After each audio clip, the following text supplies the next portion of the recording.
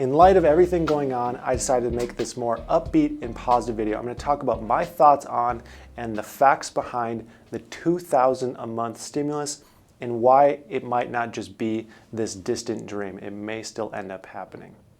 So there's been a few different $2,000 a month stimulus proposals, with the most popular being the Monthly Economic Crisis Support Act.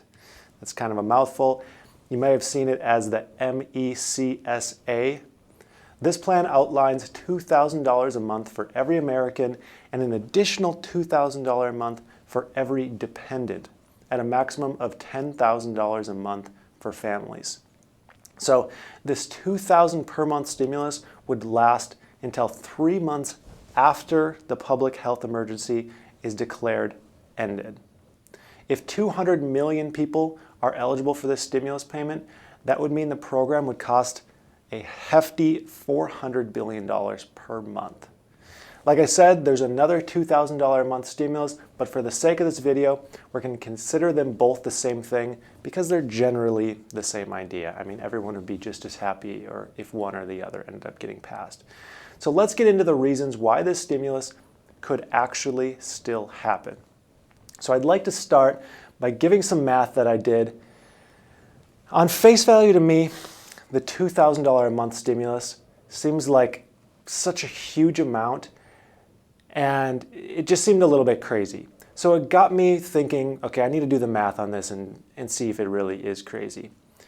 So I asked myself, okay, what does the average American make? And I looked it up. The average American for an individual makes $31,099 a year on average, which comes out to $2,591 a month pre-tax.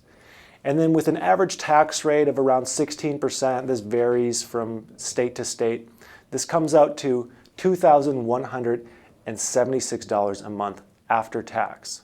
So after I calculated this, I thought, maybe that $2,000 a month stimulus idea isn't so crazy after all. And this is because there's kind of two stimulus camps. And it's based off of whether you think the economy is going to bounce back quickly or not.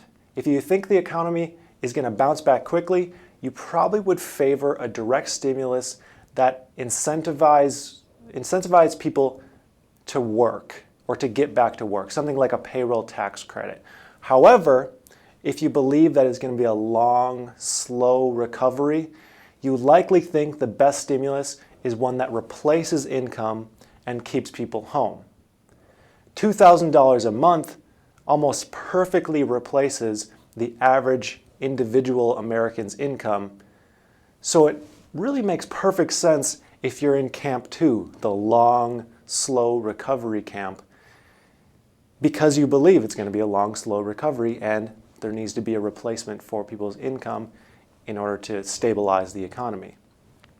This doesn't take into account the additional $2,000 a month per dependent payment that's included in this plan, because that would bring it over the average American's income. I didn't include it because I believe that part of the proposal was really just a high bar that was set to negotiate a lower, more reasonable amount. Maybe something like $500 a month per dependent on top of that. So this actually segues me perfect into the next reason why this stimulus might happen, and that reason is unemployment. So we currently have the highest rate of unemployment since the Great Depression, with over 35 million people recently filing for unemployment benefits. The current estimated unemployment is estimated anywhere between like 14 and 20% right now. We don't know exactly what it is.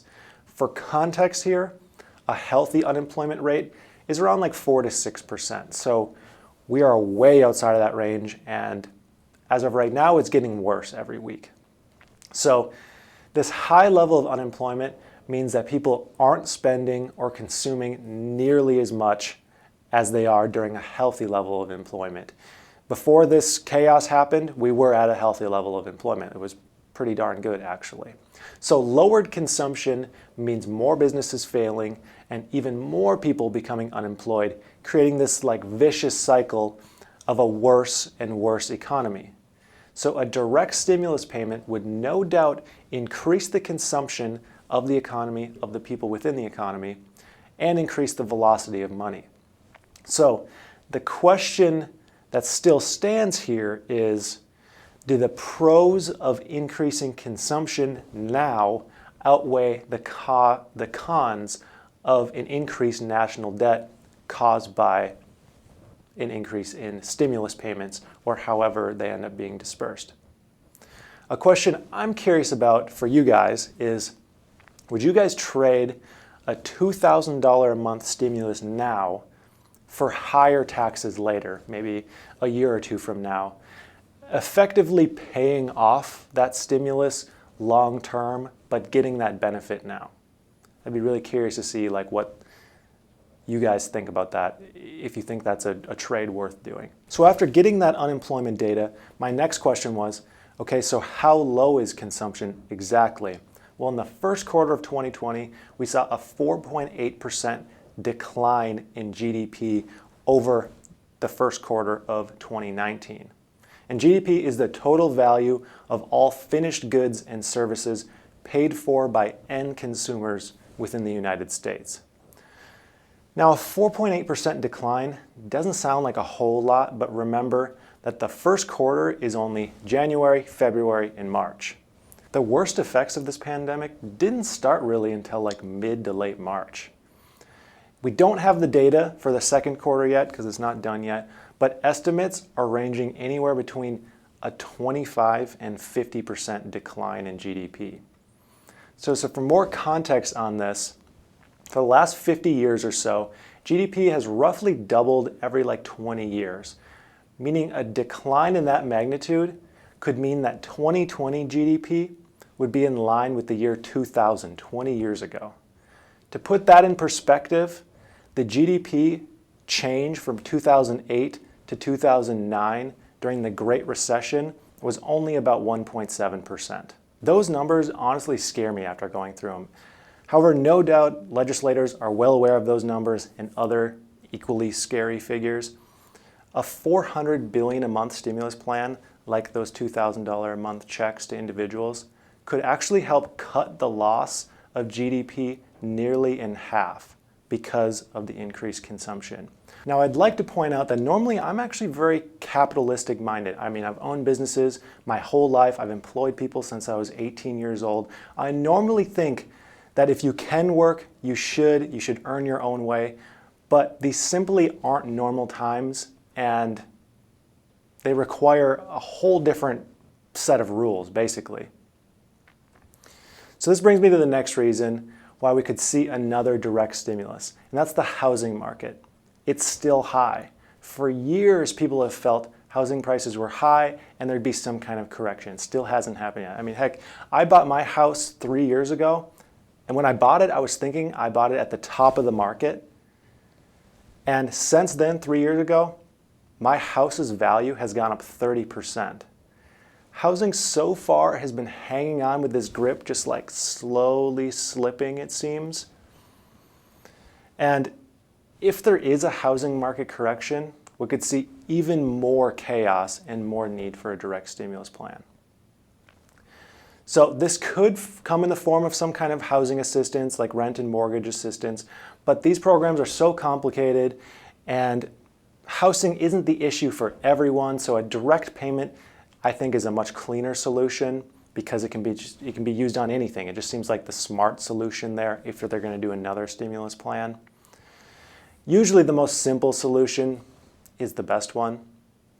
So this brings me to my next reason why we still may see this $2,000 a month stimulus. And this is actually a huge reason. It's an election year. People love the idea of a direct stimulus. A recent poll showed that 74% of Democratic voters and 53% of Republican voters like the idea of a direct stimulus. Legislators, no doubt, are well aware of that, and if they're able to pass a direct stimulus, they know that their favor will get a huge bump come election time. And on the flip side, legislators also know that if they shoot down a direct stimulus, go ahead and plan that your votes could take a big hit. I know even just in the comments of my videos, I've seen many people say that they won't vote for someone because they didn't back a stimulus plan in like the last month or so. So that's just a huge thing to consider.